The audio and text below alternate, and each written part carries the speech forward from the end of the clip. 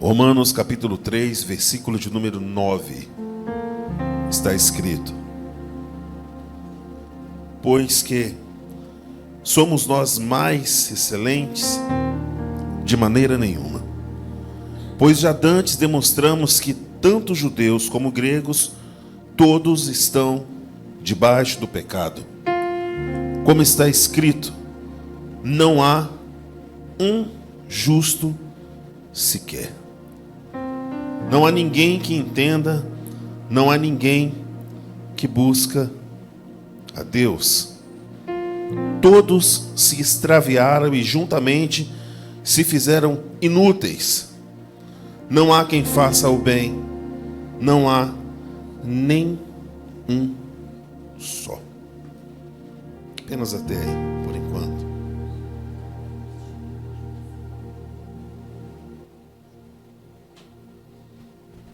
Quando nós lemos a carta de Paulo aos Romanos, e no Novo Testamento é a minha leitura preferida. Eu já li algumas vezes essa carta. E cada vez que nós lemos, nós encontramos pérolas aqui dentro. É a carta que fala a respeito da graça de Deus, do amor de Deus, dentre muitas outras coisas. Quando nós lemos acerca daquilo que Paulo escreve no capítulo 3, e ele fala da falibilidade humana, daquilo que o ser humano é de fato diante de Deus.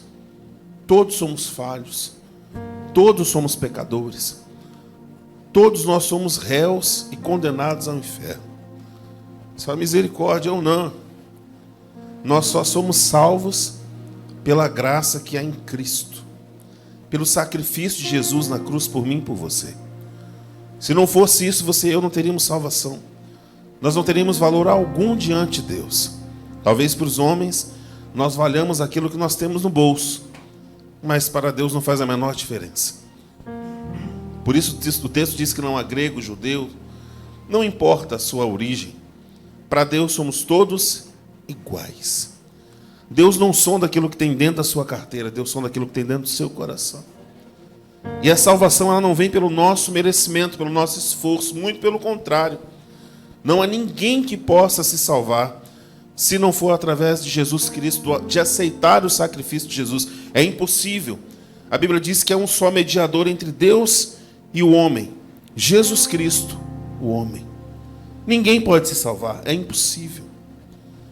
Esse texto deixa claro que o verdadeiro valor humano que nós temos diante de Deus, ele é nenhum. Isso é meio estranho de falar, porque hoje em dia nós vivemos na teologia não é da prosperidade, não, do triunfalismo, aonde se prega que todo mundo vai vencer, que todo mundo vai ficar curado, todo mundo vai ficar rico. Isso não é verdade. Quem prometeu riqueza, fama, glória não foi Jesus, foi o diabo a Jesus. E justamente no momento de tentação, no momento que ele estava fraco, que ele estava debilitado, ali no deserto, o diabo chega e oferece para ele todas as riquezas do mundo, os reinos do mundo. Se prostrado me adorares. O preço para ter as portas abertas no mundo é ser do mundo.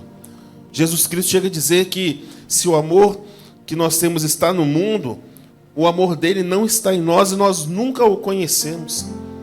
É impossível amar a Deus e amar o mundo. É impossível. Porque ora nosso coração está no mundo, ora nosso coração está em Deus. Isso é impossível. Aqui o apóstolo ele desnuda diante da cara de qualquer um, justamente no versículo de número 11.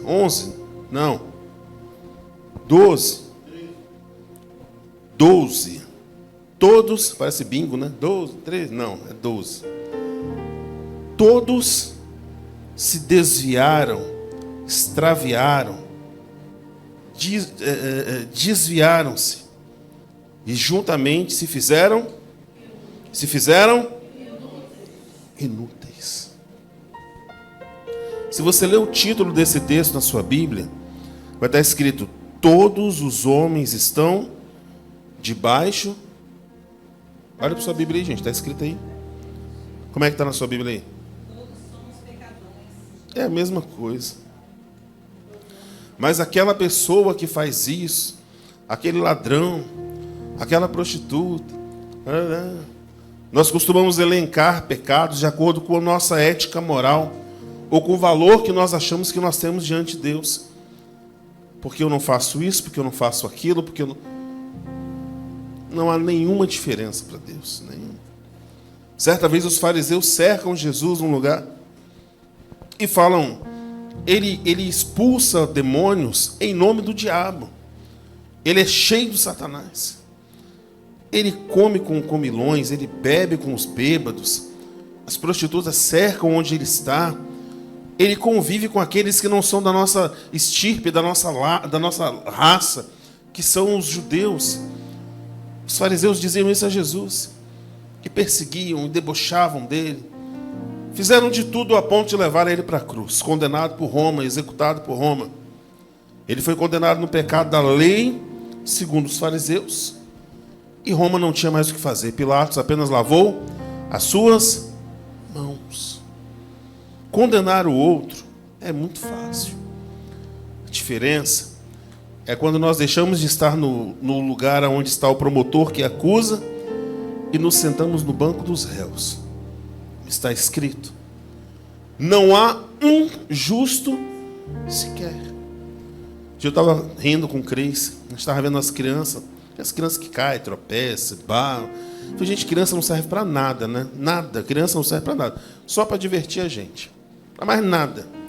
Eles caem, falam com as bobagens, a gente acha engraçado, né? Morde o nariz da gente. Quando não tem dente, que a gengiva fica mordendo assim. Criança não serve para nada, só para divertir a gente. A gente estava olhando aquilo ali e falei, caramba, que engraçadinho. Aí eu falei com o Cris, engraçado que até as crianças não são anjinhos. Elas são apenas pequenos pecadores. Dizem que criança não fala mentira. É mentira, criança mente sim. Mente. Amém, Melzinho? Criança mente sim, muito. Porque isso está no ser humano. Nós somos da semente de Adão. Nós nascemos pecadores e morremos pecadores. Mas não precisamos viver como condenados. No texto que nós lemos, ele dá uma sentença final aqui, no verso 12, dizendo assim: não há quem faça o bem, não há nem um sequer. Fazer o bem se resume em cumprir a lei, sim ou não? Ué. Se você quer andar bem segundo as autoridades, cumpra a lei e está tudo certo. Romanos 13 fala sobre isso. Mas eu gostaria que você abrisse a sua Bíblia lá em Levítico, no capítulo de número 20. Lá no Pentateuco, no início da Bíblia.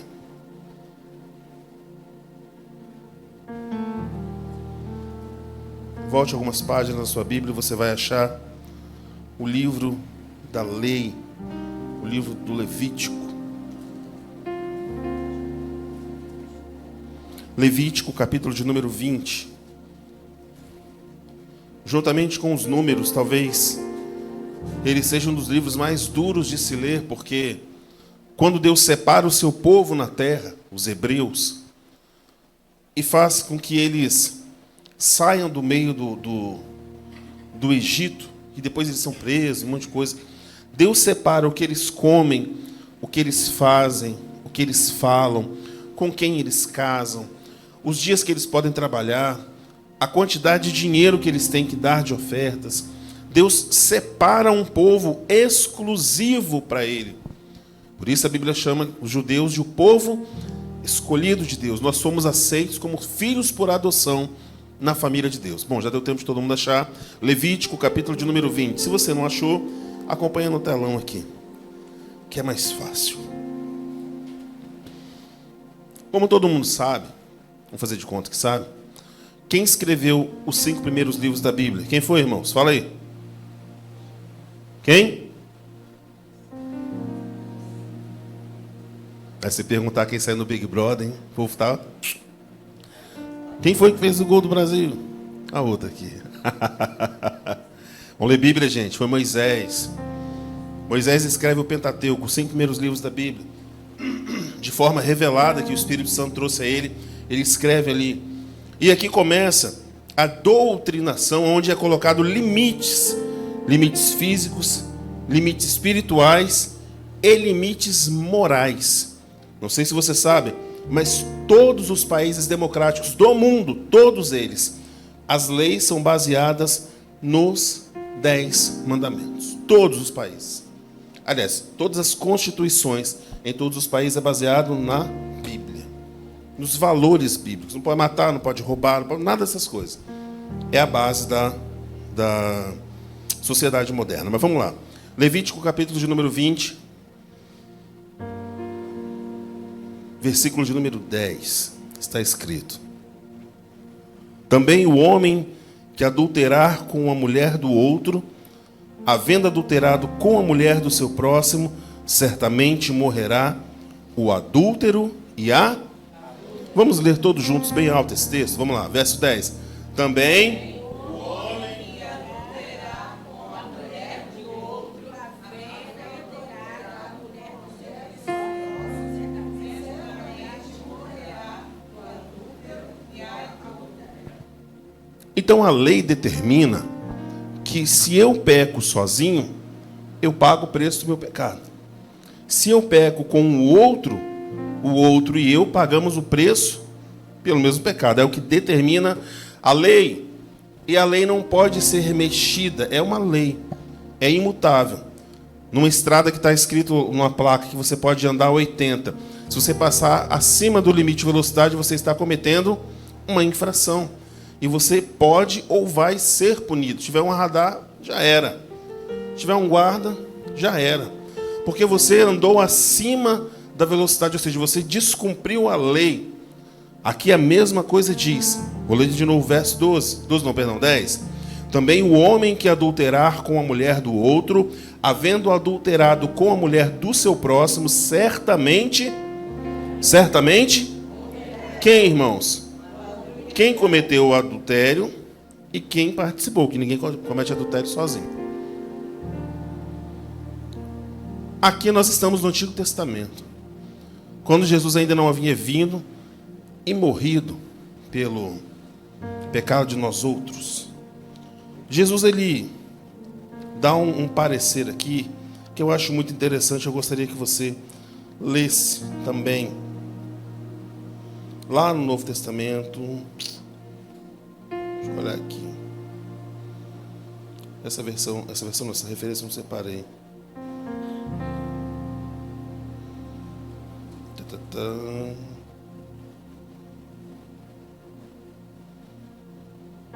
Deixa eu achar a referência aqui. Mateus capítulo 5. Já estou terminando. Lá no Novo Testamento. Evangelho segundo Mateus. Capítulo de número 5.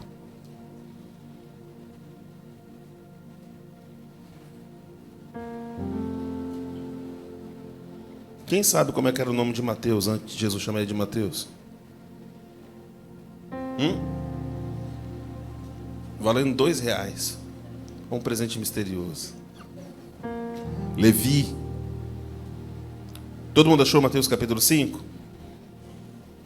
Amém ou não amém?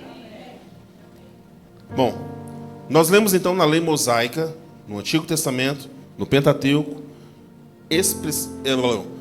especificamente em Levítico, que o homem que cometer adultério, juntamente com a mulher, ambos serão mortos.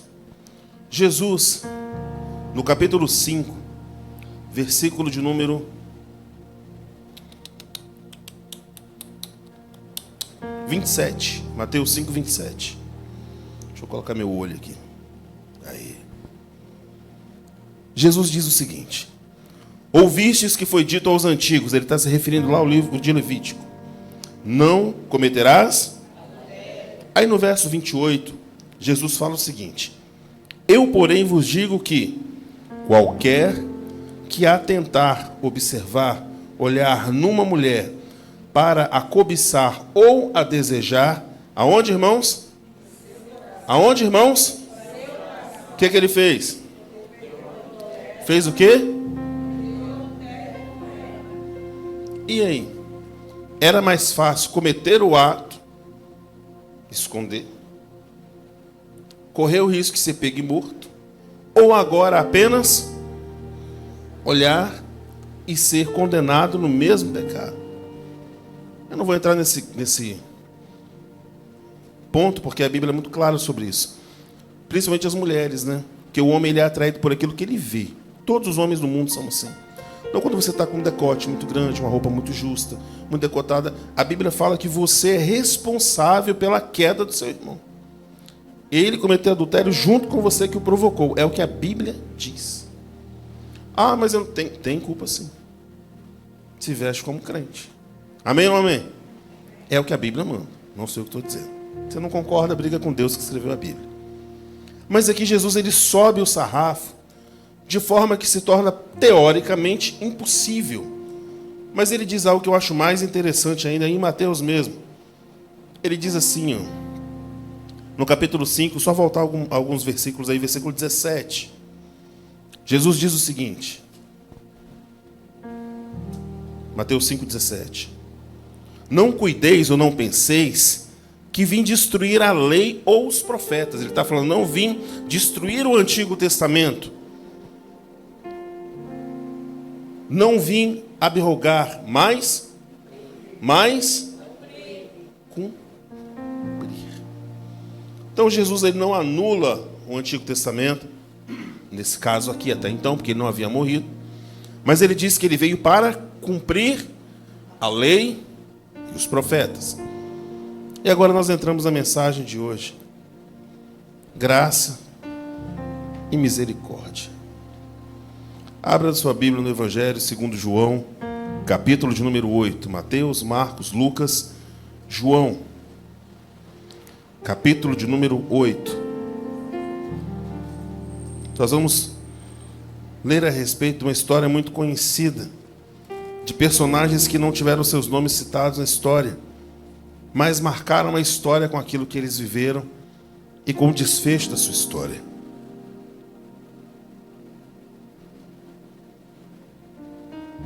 Quem encontrou, diga amém.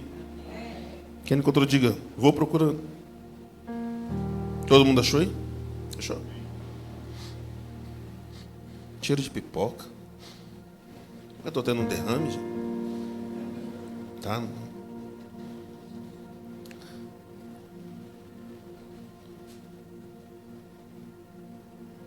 O penúltimo versículo da Bíblia, o penúltimo texto do último versículo da Bíblia, diz que qualquer pessoa que acrescentar ou tirar que seja um ponto, uma vírgula do texto sagrado, este será culpado de tudo aquilo que está escrito ali, condenado, amaldiçoado, não importa. Não se pode tirar e não se pode acrescentar nada do que está escrito. E para quem está atrás desse pedacinho de madeira aqui, a responsabilidade é ainda maior, porque por qualquer palavra que eu disser ou que eu induzir você a pensar, a sentir ou qualquer coisa, manipular as suas emoções para te fazer pensar ou sentir aquilo que eu quero, eu serei responsabilizado diante de Deus pelo seu pecado. Então, atrás desse púlpito deve haver temor, deve haver temor a Deus e amor à sua palavra. Independente de quem seja o mensageiro, aqui sai a palavra de Deus. E cabe a você ouvir. O título desse texto, no versículo 8, diz assim: a mulher, fala para fora, a mulher. É possível cometer adultério sozinho? Sim ou não? Sim. Não. Sim ou não? Decide aí. Sim ou não? Porque para olhar e cobiçar, alguém tem que estar mostrando alguma coisa. Sim ou não? As mulheres não são tão visuais quanto nós homens. Aquela conversinha, que a palavrinha caiu no coração ali, já pecou. Tchau. Já era. Simples assim. Os homens são movidos por aquilo que veem. As mulheres são movidas pelas suas emoções, pelos elogios, por um monte de coisa. Que nós homens somos tontos, a gente não percebe não. Mas a verdade é essa. Nesse texto aqui, o título diz, a mulher adúltera. Se apenas ela tivesse cometido um ato de adultério, ela seria responsabilizada. Porque até então não relata o texto que nós vamos ler de quem estava com ela. Mas vamos lá, versículo 1. Está escrito: Porém Jesus foi para o Monte das Oliveiras, e pela manhã cedo voltou para o templo, e todo o povo vinha ter com ele, e assentando-se, os ensinava. E os escribas e fariseus trouxeram-lhe uma apanhada fazendo o quê? Ela estava das duas, uma. Ou o cara que estava junto com ela era muito rápido, conseguiu pular a janela e vazar na braquiara. Ou ele era muito chegado dos caras lá que pegaram ela no ato. Porque Levítico 20 diz que o homem deveriam ser condenados e mortos à pedrada no meio da praça para que todo mundo visse. Arrancava a roupa deles lá, jogava no meio de todo mundo lá e vinha um homem, criança. Você imaginar, todo mundo vinha, pegava um pedaço de pedra e jogava até matar.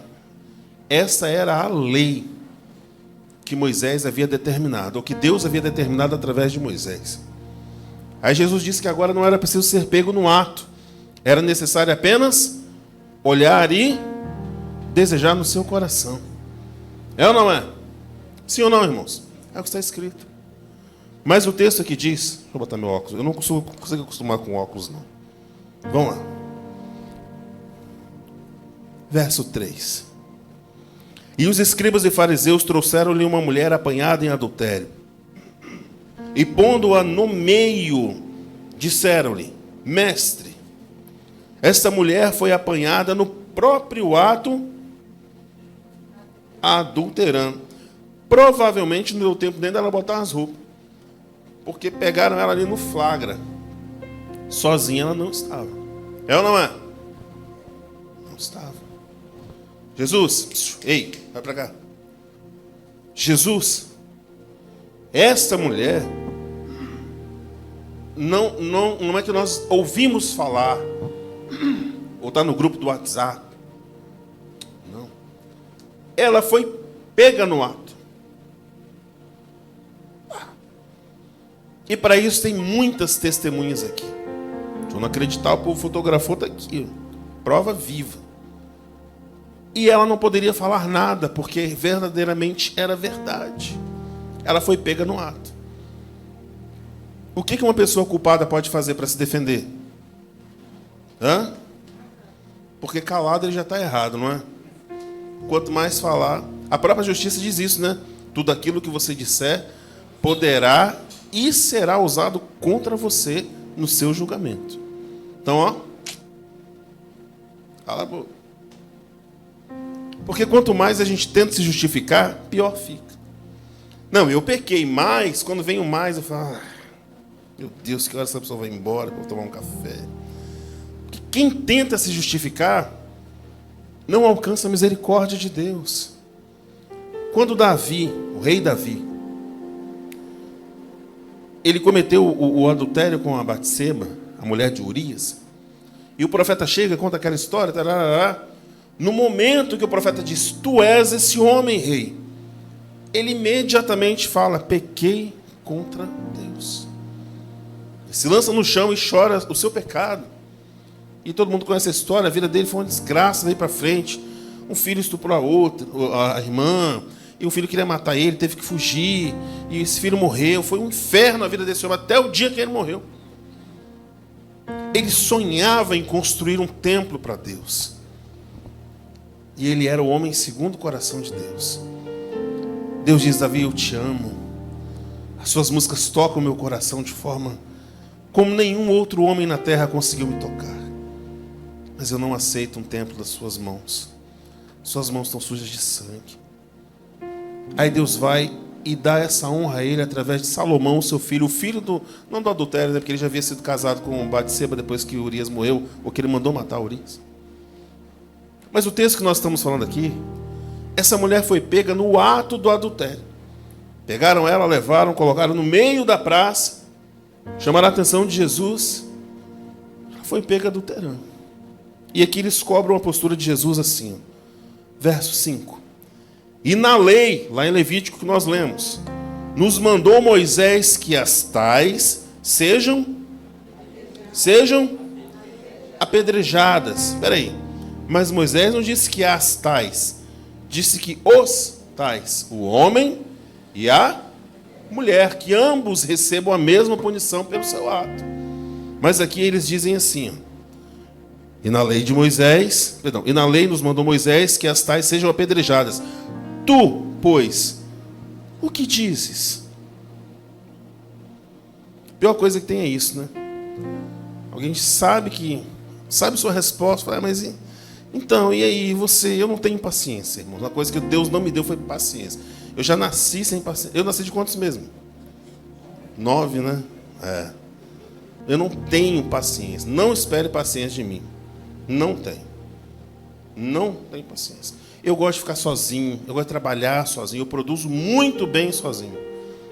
Quando Cristo começa a me perdoar, eu falo, sai. Gente, a gente mora aqui, a gente trabalha aqui, congrega aqui. Tem dia que a gente só se fala pelo WhatsApp. É ou não é? É ou não é? Porque assim, para produzir, para trabalho, eu sou muito perfeccionista. As coisas para mim têm que ser rápido. Eu sou muito dinâmico para fazer as coisas. Cris já é mais sentimento, e para, e fala. Marcelo, 2 mais 2 é 4. Não, eu não tenho paciência. Não tenho paciência. Mas a gente se dá bem. Todo mundo é diferente, mas a gente vai se encaixando igual porco espinho, assim, que vai se espetando no outro, mas encaixa. Dá certo. Eles tentam experimentar Jesus, dizendo, a lei manda fazer isso. E tu? O que diz? Você cumpre a lei? Você concorda com a lei? Você acha que tem que fazer alguma coisa com ela? O que você acha que tem que fazer? Olha o que diz o verso 6.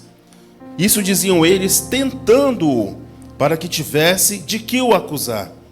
Mas Jesus, inclinando-se, escrevia com o dedo.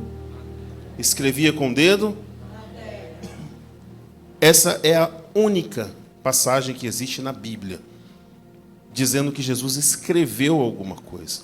A única.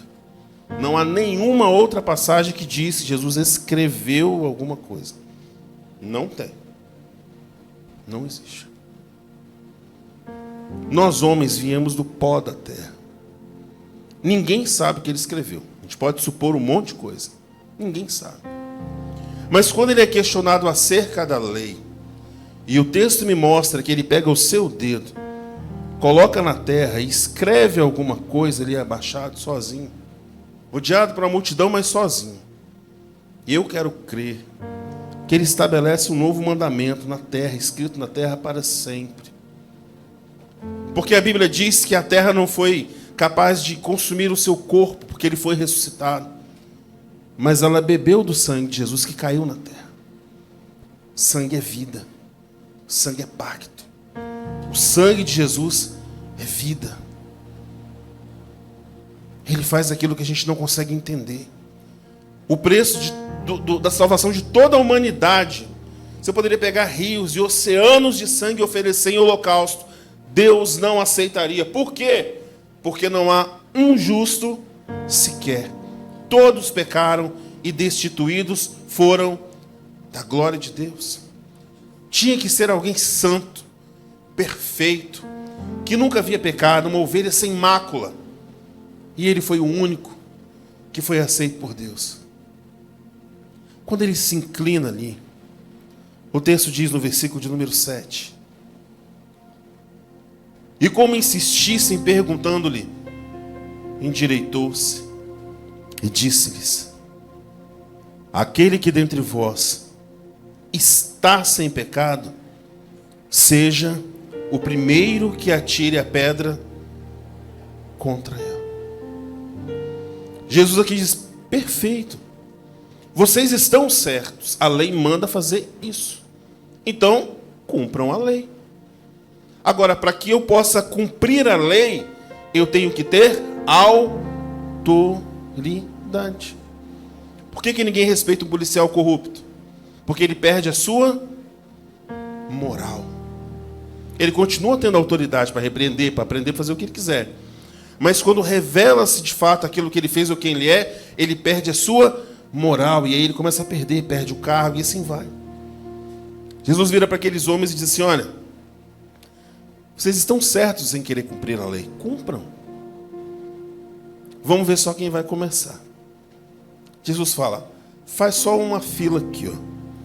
Aquele que estiver sem pecado hoje, não é que pecou há 20 anos atrás, não, é hoje.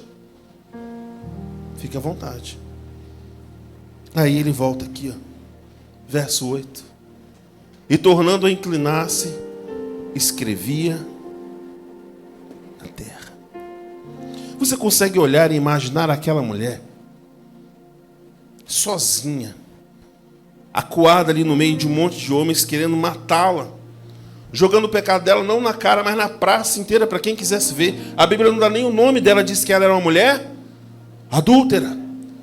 Ela é conhecida hoje, 2000 anos depois, pelo ato do seu pecado. Até hoje. Por que comigo você deveria ser diferente? Ah, mas eu não faço mais o que eu fazia. Glória a Deus por isso.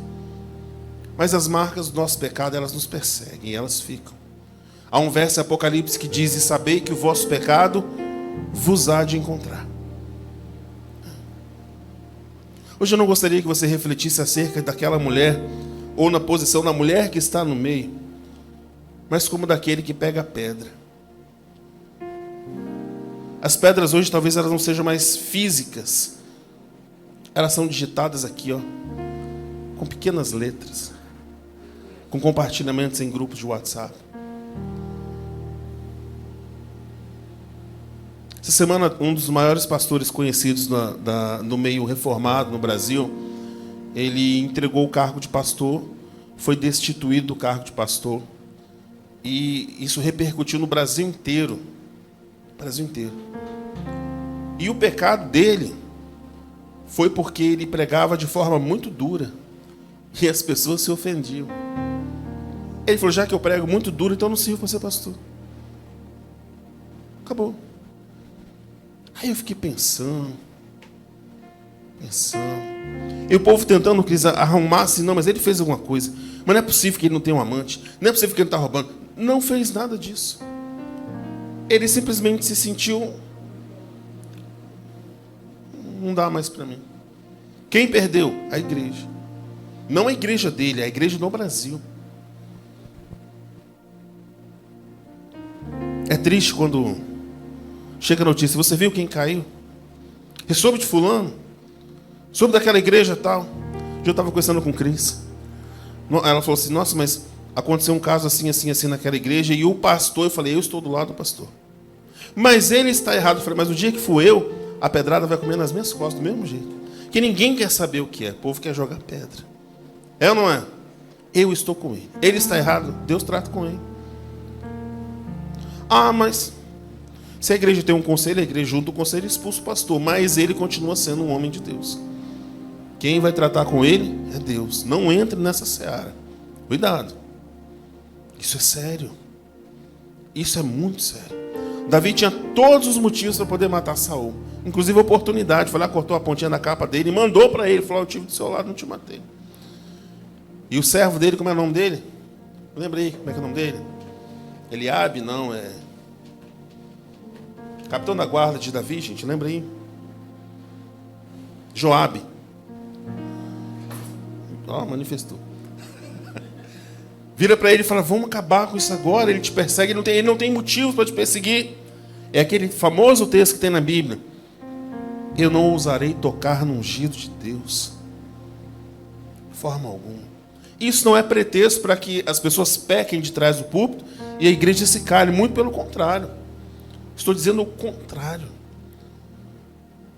Quando essa mulher ela é surpreendida no ato e levada ali, o cara que estava com ela vazou. E nem se fala dele.